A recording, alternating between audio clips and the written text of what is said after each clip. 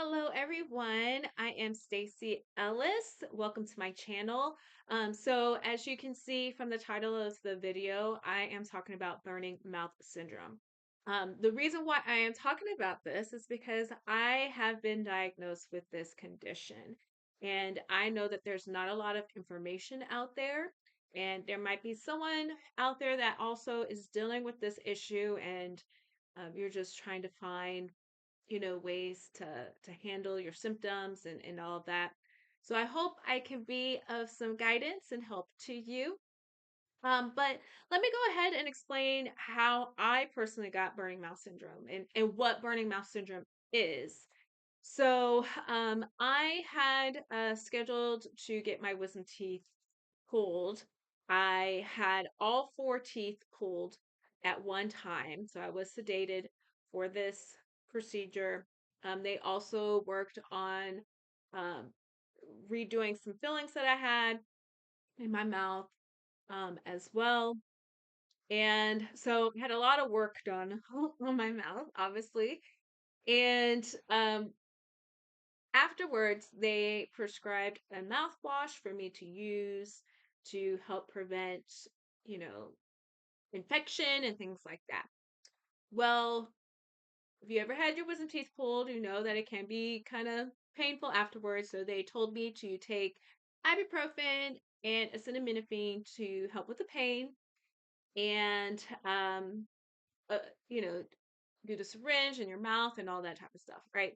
So I did all those things and I had, noticed, obviously I was in pain and initially, um, and I had, noticed that, I had numbness. Obviously, after I got back from the dentist, I had numbness, but I noticed that I still had this feeling of numbness in my mouth, even days after my surgery. And the numbness kind of felt kind of annoying and almost painful in a sense. And I just thought it was weird. And so I ended up contacting them. This was maybe a week or two later, probably a week later. And I was asking them, because I was having pain still, if it was normal.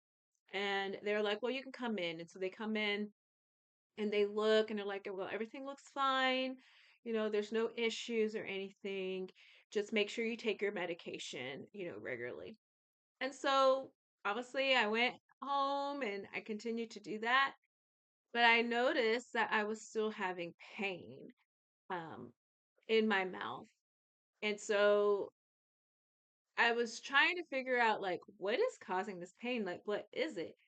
And so I realized that I had the most pain after I used the mouthwash. So right after I used the mouthwash, my mouth would be burning. I would have, pain on my tongue, like my everywhere really in my mouth.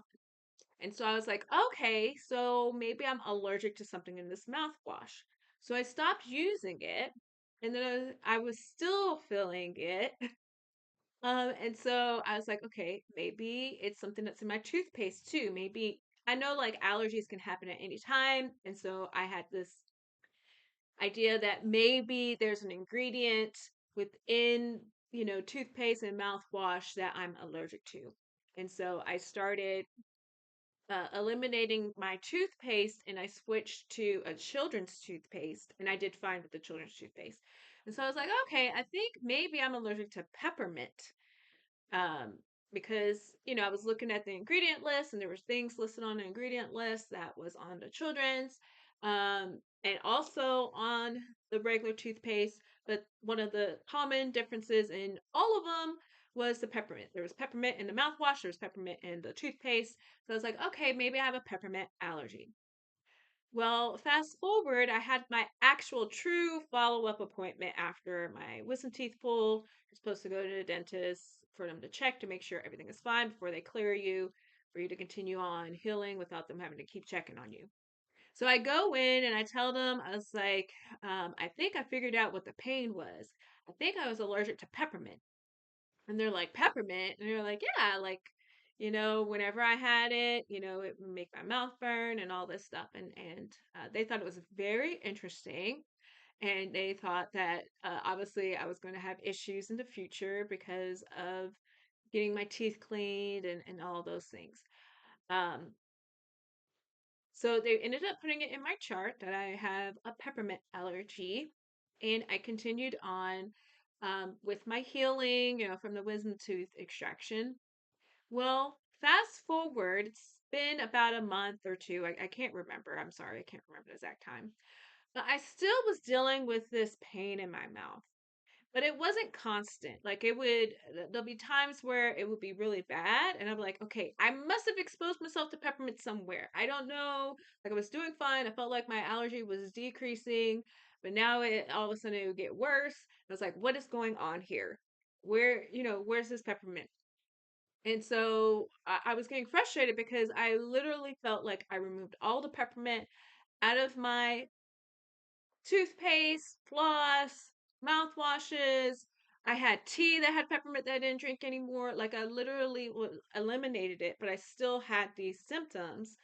And it didn't make sense to me because it would flare up um, even when I didn't expose myself to the peppermint. So I ended up going to the dentist again. I was like, I don't really know what's going on. I thought it was an allergy, but I'm still having pain in my mouth. And so I go in, and that's when the dentist told me, he was asking about my symptoms, and he's like, you know what? It sounds like you have burning mouth syndrome.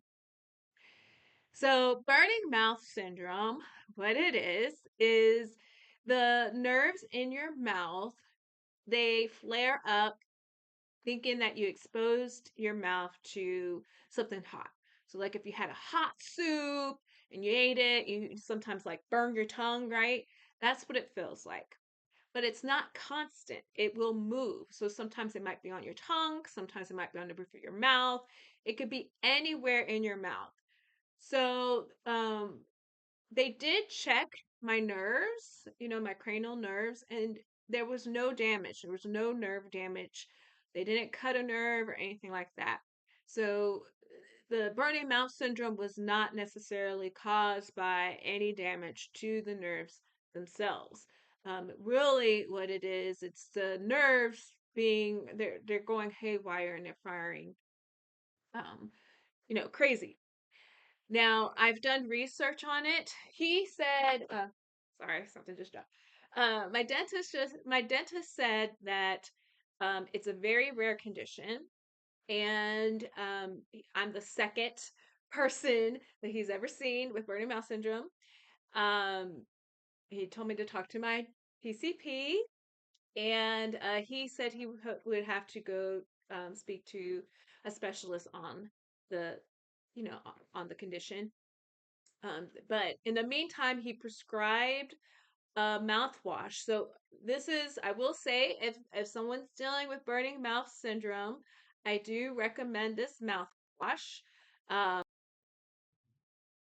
so it is a prescription, so you would need to get a prescription from either your doctor or from your dentist. So my dentist prescribed this. This mouthwash has to be made in a pharmacy that can actually mix it because it's not an actual like mouthwash you can buy at the store or that they have ready on hand. It is a mix and it contains lidocaine. Um, and I don't know what this is. Dip says DIP, and I know there's a statin in here, in water. And so what this does is it numbs your mouth. So that way when you have a flare up, you just, swish your mouth with this mouthwash for 1 to 2 minutes and you spit it out and it'll numb your mouth so that way you don't feel the burning sensation. So I will say, especially in the beginning months when you first get diagnosed, that's when it's the worst, is in the beginning. So I would, like I said, I would recommend you talk to your dentist or your doctor about it. The lidocaine is the part that does the numbing. Um, and see if they can prescribe a mouthwash. This is not cheap. It's like $30 a bottle. So I only use it when I absolutely need to use it. Um, Obviously you can get refills, but I'm not one to want to like spend $30 every month on a mouthwash. So, but I will say, for starters, you know, if you're dealing with this, that will help a lot. Okay. So he prescribed that, and he also made some other recommendations, which I do feel has helped me. And so I'm going to share this. Again, I am not a medical doctor, but because I know there's not a lot of doctors who are aware of this condition, I did go see my PCP, and she looked at me and she's like, "What is that?" And she's like, "I can't help you." Like, literally, that's what she said to me, which we'll leave it at that. um, so, you kind of have to take this into your own hands. So, this is, I've done research too, and what he stated about this is correct, and it is things that will help. There are research articles on um, treatments for this. Unfortunately, I will say before I go into, the other things, this condition is common among middle-aged women. From what I've seen in my research, it is based off of hormones. So, when I was going through my symptoms, I would think that I was getting better, and then all of a sudden it would flare up again. I've learned now that it is in conjunction with my menstrual cycle, which I know seems kind of crazy, but what typically happens, like if you think of like the menstrual cycle as a whole, day one is like your first day of your period, and then you have ovulation, and then you have the stage after ovulation where your hormones start to rise, your high hormone days.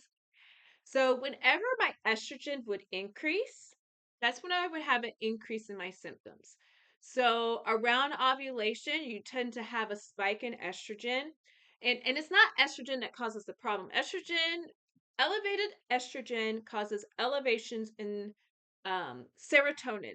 And there's something with serotonin that affects your nervous system.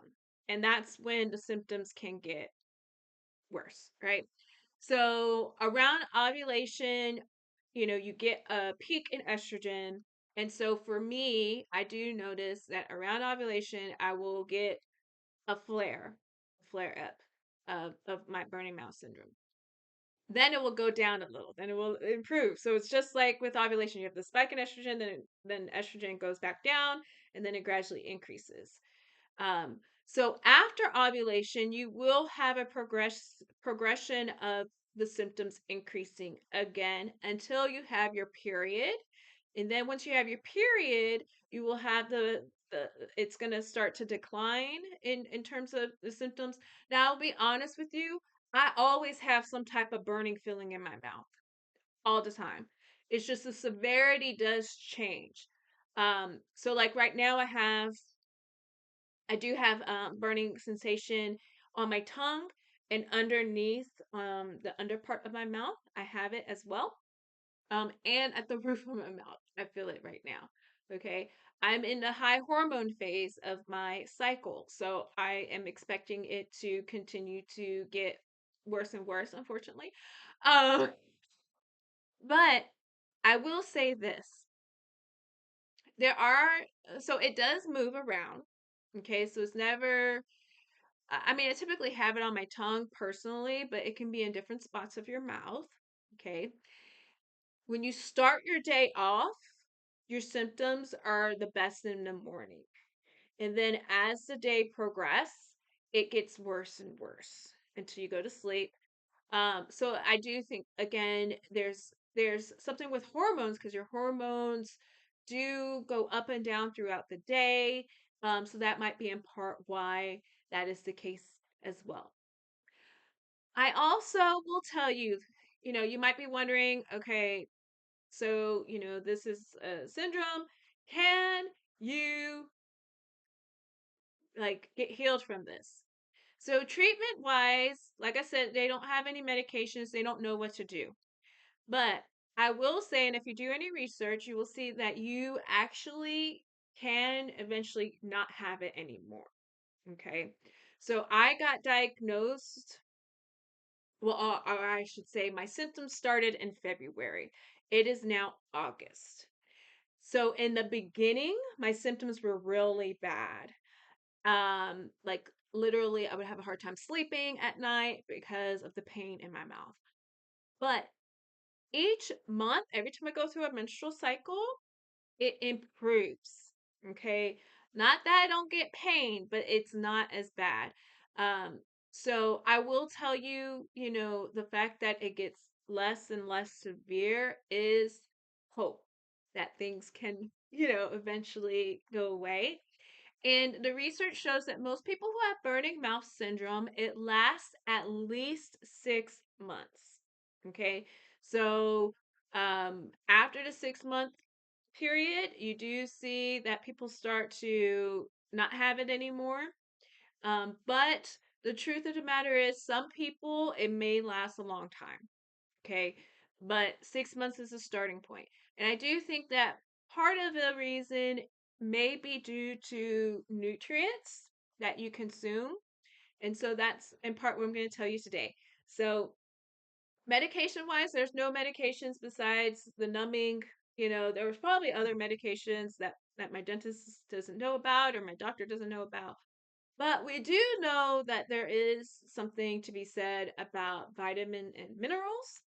And this is something that I noticed upon myself. So I actually started taking certain vitamins for myself for reproductive health, which I think is kind of ironic because the reproductive hormones is correlated with burning mouth syndrome.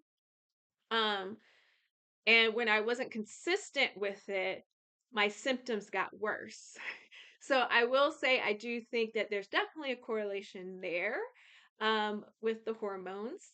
So this is, again, I'm not a medical doctor. I'm just sharing you what's been working for me. I am in my high hormone phase right now. I'm doing fine. I no longer am crying myself to sleep. Like, it's really a lot better. So I do want to say, like, those of you who are dealing with this and you're like, will it ever get better? It does get better, and there's things that you can do.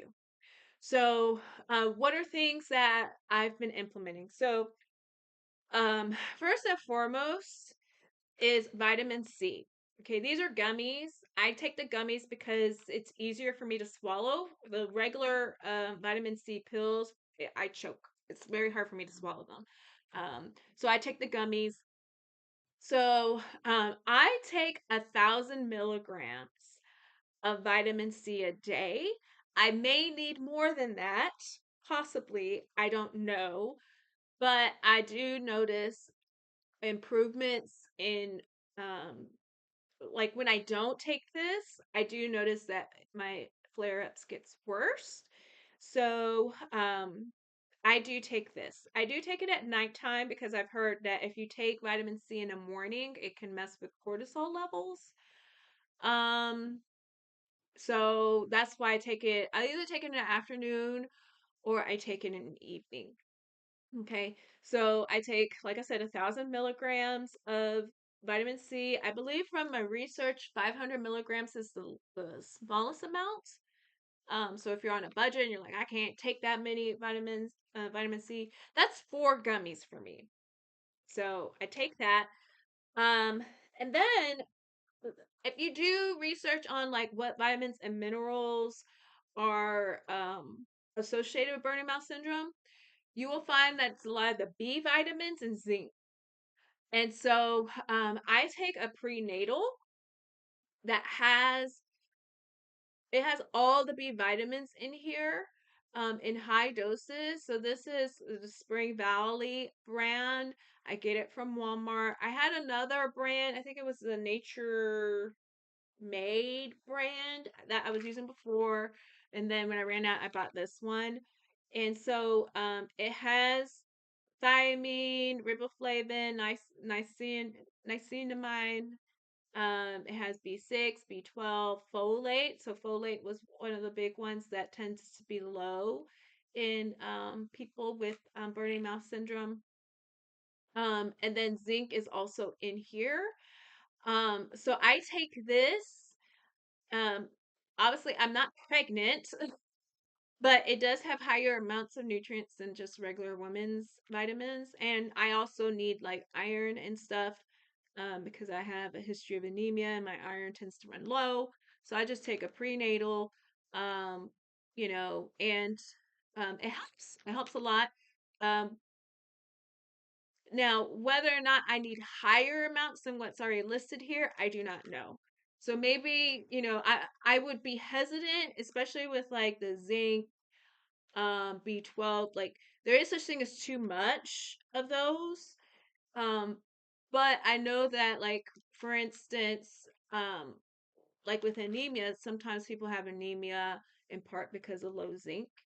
And so, maybe that's a thing. I don't know. But like I said, the B vitamins, um, and like I said, I do the prenatal to make sure I get them all in, but you probably can do a multivitamin.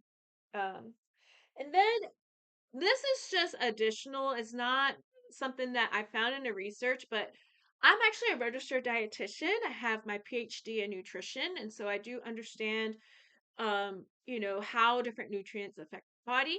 And so this one also has the DHA and EPA. Well, actually, no, this just has DHA. Yeah, it has EPA in here too, which obviously affects brain development in babies. And so, if it affects brain development in babies, guess what? It does affect our brain as well. And so, the brain is part of the nervous system. And so, this is a nervous system problem.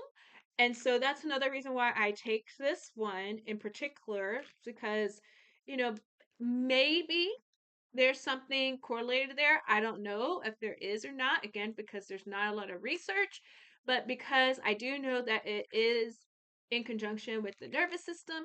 That's another reason why I take this. I also eat a lot of fish. I have tuna for lunch every day, and then I might also have fish for dinner several days a week, just to make sure I get in plenty of EPAs and DHAs, which are forms of omega 3s. Sorry, you guys, I just dropped this. I also take vitamin D. So, a lot of people are familiar with vitamin D in terms of bone health, but vitamin D is important in many aspects of the body. And so, I've had a history of low vitamin D in the past, which most people, if you stay inside, you have low vitamin D. And so, like I said, it's correlated with a lot of different functions in the body. And so, I take this as well. And then I also take magnesium.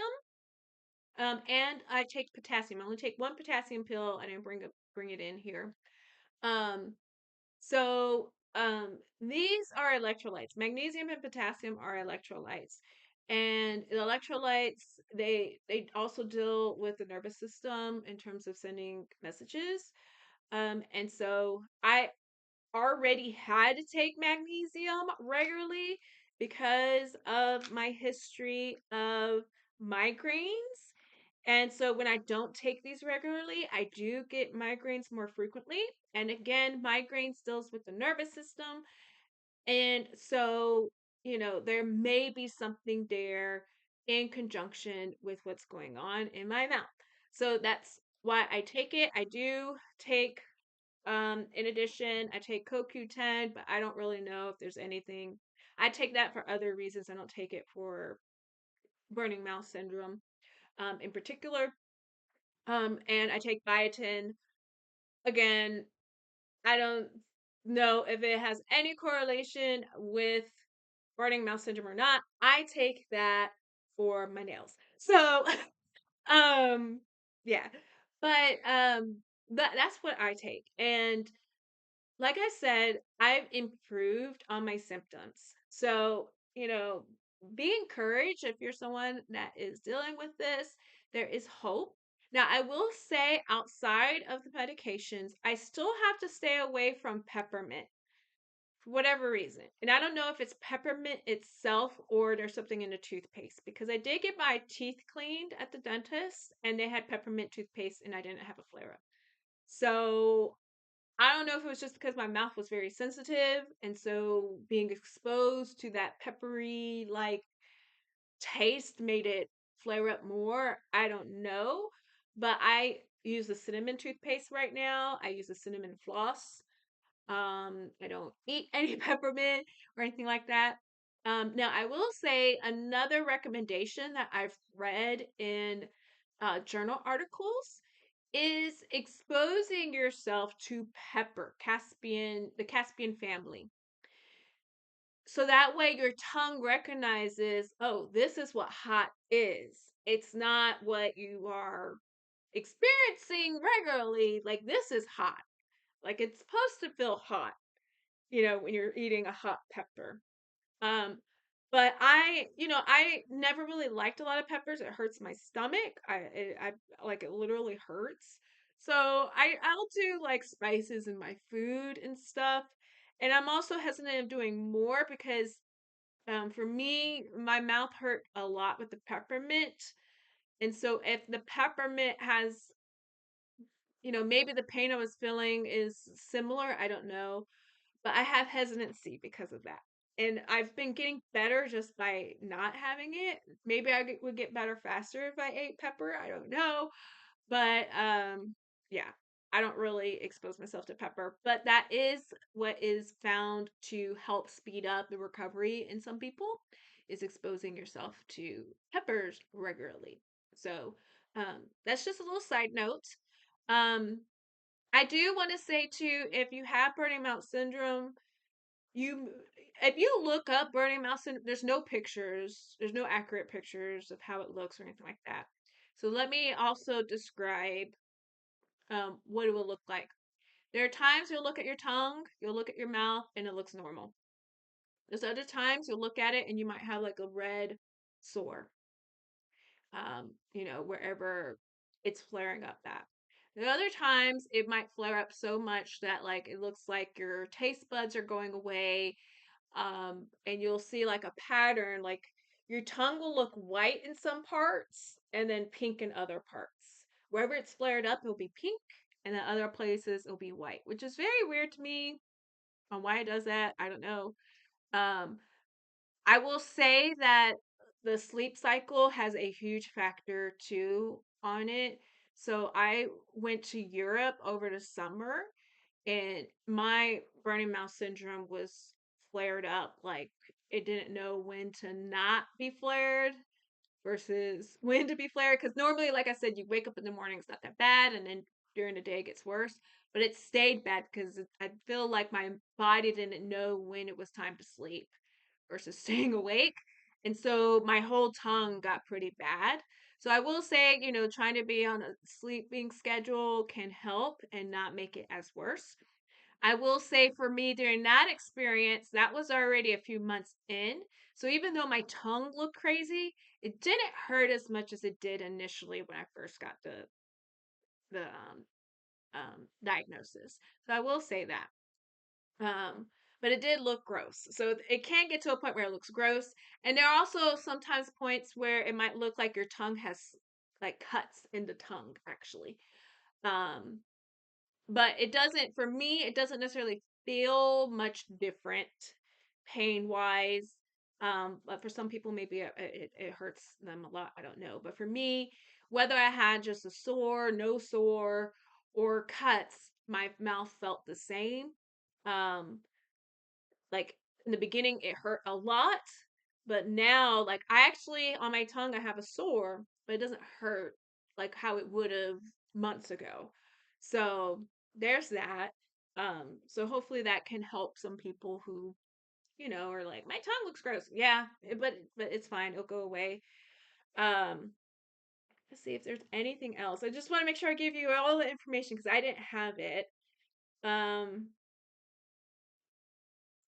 Yeah, I think that's it. I will say I taking in the beginning ibuprofen and acetaminophen did help some. Um, and taking it around the clock, don't overdose of course, but the time frame. My pain tend to go, like I would take it and my pain would go away for about 3 hours and then it would start back at hour 4, but you can't just take the medicine at 4. Right, you have to wait the time that it says to wait. So you will still have some pain if you have like a really bad case, but you can manage it at least a little um, with the ibuprofen and acetaminophen.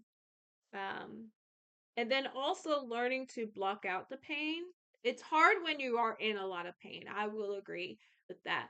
But like now, I've had it for months. I notice it right now as I'm talking because I'm talking about it. But I can go through my day and not think about it. Sometimes, like if I eat certain things, the texture will be like, oh, you have this feeling in your mouth. If I eat something like cereal or something that's crunchy, it rubs against my tongue, and then I'm like, oh yeah, I still have this condition. But you can get to a point where you ignore it once your symptoms are in a manageable state. So don't give up. I understand it can be challenging at times, and no one understands because you're in constant, I don't want to say you're in pain all the time because I don't even, like right now, I don't even know if I can say it's pain that I feel. It feels more like numbness now. But I had points where I was in pain, and because you're in constant pain, you kind of, you can't just go around crying all day, right? Like you get to a point where you're just like, I just have to live life, right? And so you live life with this pain, and people don't realize that you're in pain. Like my husband, for instance, I wasn't complaining that I was going through pain because, like, what am I gonna do? Like, complain all the time that I'm in pain, like every single minute, and so he would forget that I was dealing with this issue until I like brought it up, like, man, I'm tired of this, like if I say something. So I understand like the sympathy from other people you probably won't get because, especially when you're in constant pain with any type of condition, when people are in constant pain, the empathy I feel that people give goes down as opposed to like acute pain. Like if someone's going through something acutely, obviously they overreact, but long term, like people are just like, well, you got it. There's nothing I can do about it, or they just forget that you're going through the pain. Um, it's okay. It's okay. Don't dwell on that. You don't need the sympathy of others. Just learn to push forward and yeah, like you got this. You can ignore the pain. You can get to a point where you ignore the pain. Um, I've heard of some people really like allowing it to really dampen their mood and they get really depressed and stuff. Don't allow burning mouth syndrome to do that to you. You will eventually recover from it. And if you think about it, and a lot of people have been saying this to me, especially in the beginning, better that than something else, right? I'd rather have burning mouth syndrome than another condition that will never go away, right? So keep that in mind as you're moving forward, right? Like it's not as bad as it could be. Okay, there's some people who are really suffering. The only issue we have is they don't know a lot about it, but you can manage the symptoms. So, okay, well, I rambled a lot. I hope this was helpful to some of you, and I hope that it was educational for some people who never heard of the condition. Maybe you have a family member or relative or friend that's dealing with this condition. Send them this video so that way they can be encouraged, and that there are things that they can do.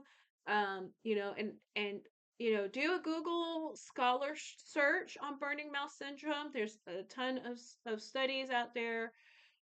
So if you want to learn further, you can.